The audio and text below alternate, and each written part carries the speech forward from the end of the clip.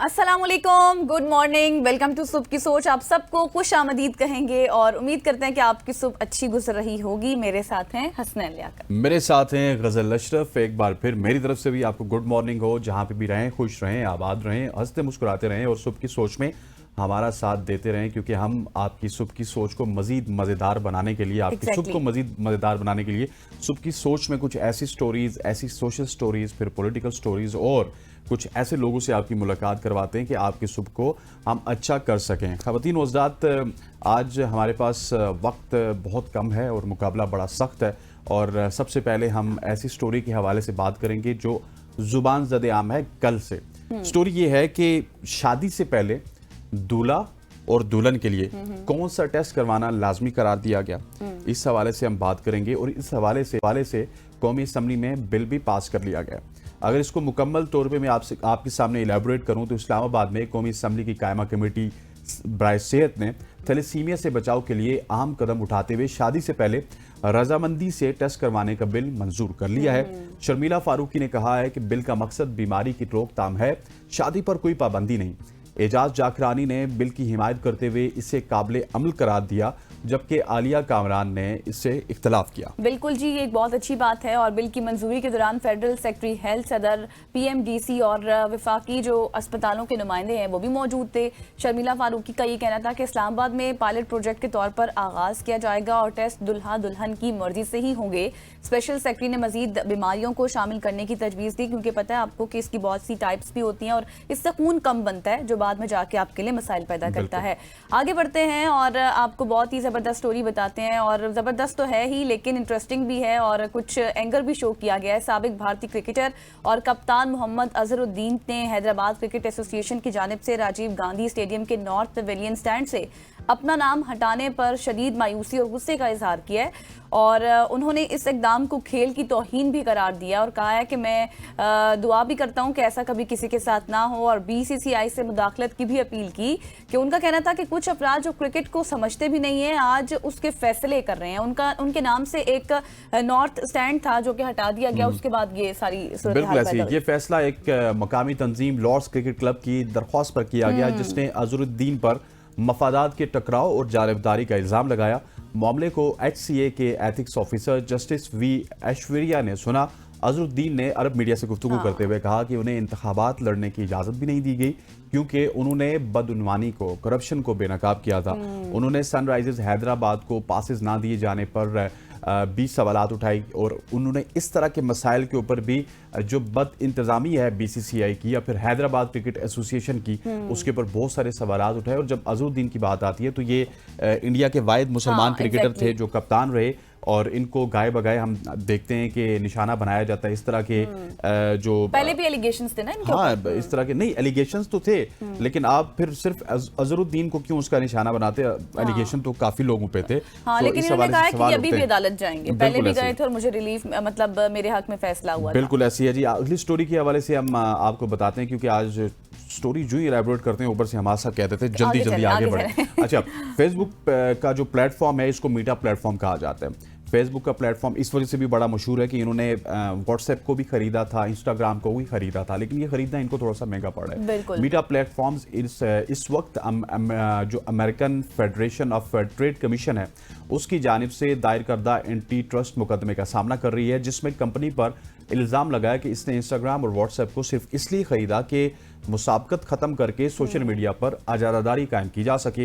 हुकूमत का मौक़िफ़ है कि मुसाबकत बहाल करने के लिए मीटा को इन प्लेटफॉर्म्स को फ़रोख्त करना होगा, मतलब कि जो कंपटीशन है उसको ख़त्म करने के लिए इन्होंने इंस्टाग्राम और व्हाट्सएप को खरीदा।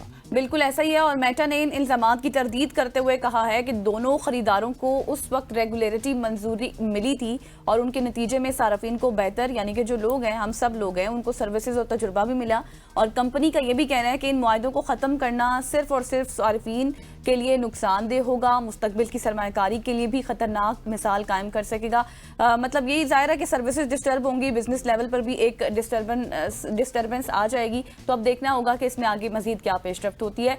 आगे बढ़ते हैं और स्टोरी आपको बताते हैं कि बोस्टन मैराथन की 129वीं एडिशन में पाकिस्तानी खिलाड़ी फैसल शफी और दानिश इलाही ने एक तारीखी संग-ए-मील अबूर कर लिया है। दोनों खिलाड़ियों ने पाकिस्तान की रिवायती लिबास शलवार कमीज में मैराथन मुकम्मल की और 3 घंटे 26 मिनट में दुनिया का तेज तरीन मैराथन रनर बनने का एजाज भी हासिल कर लिया है। Congratulations to both of you.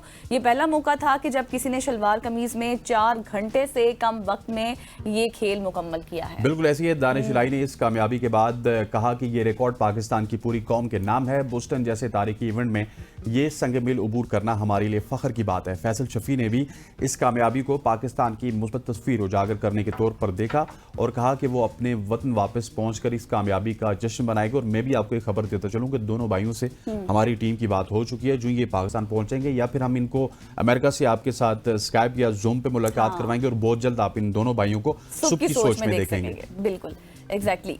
अब आगे बढ़ते हैं और आगे बढ़ के आपको एक स्टोरी देते हैं, बताते हैं। बहुत ही एक डिस्टर्बिंग से फैक्ट्स हैं और भारत से रिलेटेड है। नहीं, और उससे पहले भारत की स्टोरी से पहले मैं समझता हूँ कि हमें पोलियो के ऊपर बात करनी चाहिए। इसके ऊपर हम डिटेल में बात करेंगे। अगर पोलियो की बात की जाए तो हालिया दिनों में ये इंकशाफ सामने आया है कि कराची में भी और मुल्क के दीगर शहरों में, बिलखुसूस कराची की अगर बात की जाए तो वहां पे पोलियो के केसेस सामने आ रहे हैं। बिल्कुल। पहले तो हम ये कह रहे थे कि अफगानिस्तान से जो हमारा बॉर्डर खुला है उसकी वजह से आ रहे हैं, लेकिन लोग वहां आते पे हैं और ये भी फैलते हैं। काफी ज्यादा हमने कंट्रोल किया। लेकिन क्या वजूहात हैं कि पोलियो के केसेस दिन ब दिन बढ़ रहे हैं और जिस कंट्री को पोलियो फ्री होना चाहिए था वो वहां पे पोलियो के केसेस बढ़ना इंतहाई तशवीशनाक। ये भी आपको बता दें कि ये साल की दूसरी मुहिम है जिसका आगाज कर दिया गया है और अब इसमें जो टारगेट है वो ये सेट किया गया है कि 45 मिलियन बच्चों को तहफ़्फ़ुज़ फराहम करना है। और इसी सारी इस सूरत हाल पर हम बात करेंगे। हमारे साथ डॉक्टर साहब मौजूद है, डॉक्टर कलीम साहब। बहुत शुक्रिया सर आपके वक्त के लिए। सबसे पहले तो ये बताएं कि पोलियो मुहिम का आगाज तो कर दिया गया है, लेकिन अनफॉर्चुनेटली हम देख रहे हैं कि रावलपिंडी में और दीगर जगहों पर पोलियो वर्कर्स का एहतजाज भी है और इतनी नेगेटिविटी है लोगों में कि इनके ऊपर हमले भी किए जाते हैं, इनको अगवा भी किया जा रहा है। बिस्मिल्लाहिर्रहमानिर्रहीम। Thank you very much. गुजारिश ये है कि पोलियो जितना मोजी मर्ज है और इसके लिए बार बार हम कंपेन्स भी करते हैं, अनफॉर्चुनेटली इन पे काबू नहीं पाया जा रहा और सिर्फ 2 मुल्क रह गए हैं, अफगानिस्तान और पाकिस्तान। जैसे आपने जिक्र किया है कि कराची के अंदर भी तमाम डिस्ट्रिक्ट के अंदर जो हैं वो जब सर्वेलेंस की गई तो सैंपल्स के अंदर वायरस को पाया गया है। इस तरह सिंध के अंदर इस दफा अभी तक 3 केसेस आपके आ चुके हैं, एक पंजाब में और एक KPA में। टोटल 6 केसेस पाकिस्तान के अंदर अब तक मिल चुके हैं। लेकिन जो अच्छी बात है वो ये है कि पिछले 2 महीने में कोई केस हमें नहीं मिला। उसकी वजह ये कि जो हमने पहली कैंपेन फरवरी में की थी और उसमें हाईलाइट की थी चीज़ों को और उसमें गवर्नमेंट ने बड़े अच्छे एक्शन लिए और ज़्यादा बेहतर तरीके से कैंपेन भी की और वैक्सीनेशन भी की, तो उससे वो कम हो रहे हैं।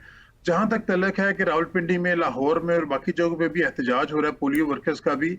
आप ये देखेंगे रिसेंटली वीक और सो 2 जो है पोलियो वर्कर्स उनको अगवा किया गया।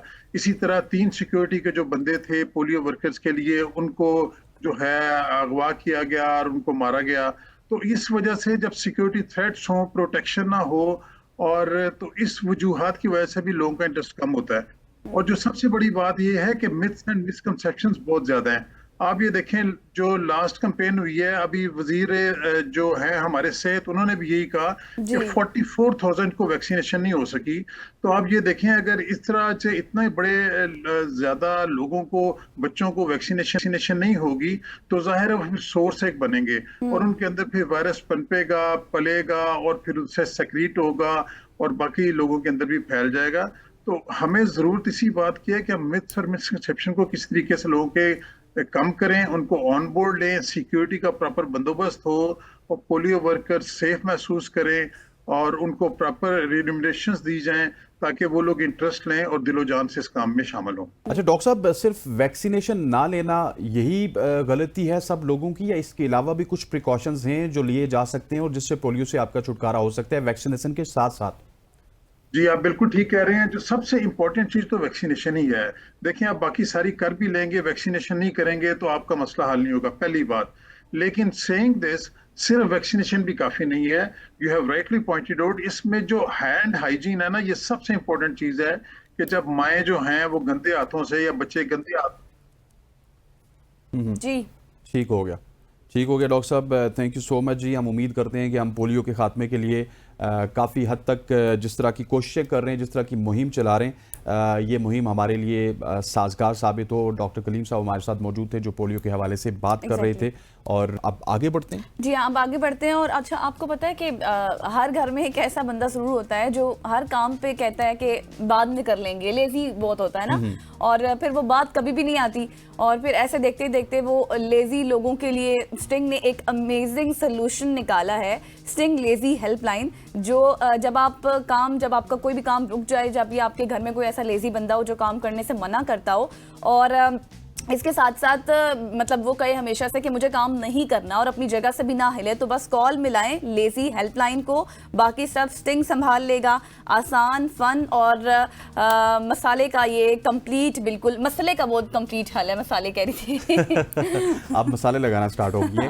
क्या आपने स्टिंग की नई स्टंट के बारे में सुना है या नहीं सुना? अभी आपने गजल से जरूर सुन लिया। मैंने जब इसके बारे में सुना तो लगा कि फाइनली किसी ने मेरे घर की प्रॉब्लम का भी सीरियस सॉल्यूशन निकाला है।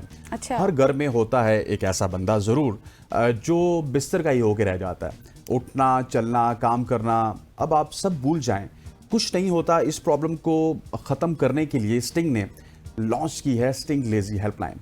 बस 030411 लेजी यानी कि 5299 पर कॉल करें और लेजी बंदे की सुस्ती को करें साइडलाइन। बिल्कुल ऐसे ही है। और कभी कभी घर में ना वो लेजी जो बंदा होता है ना, वो बिल्कुल काम नहीं करता। लेजी भाई या फ्रेंड होता है जिनको सिर्फ टाइम पास के लिए जो है अपना फ़ोन यूज़ कर लेते हैं, या फिर टाइम पास करना आता है और काम बिल्कुल ज़ीरो जब काम की बारी आए। तो इन लोगों की लेज़ी रूटीन को ख़त्म करने के लिए और पेंडिंग कामों को फाइनली डन करने के लिए स्टिंग लेज़ी हेल्पलाइन पर आप कॉल करें, जो नंबर आपको हसनैन ने बताया, और सुस्ती को करें बिल्कुल ही साइडलाइन। बिल्कुल ऐसे ही है, सुस्ती को साइडलाइन करने के साथ साथ यहाँ पे वक्त हुआ चाहता है एक शॉर्ट सी कमर्शियल ब्रेक का। ब्रेक लेते हैं, वापस आते हैं।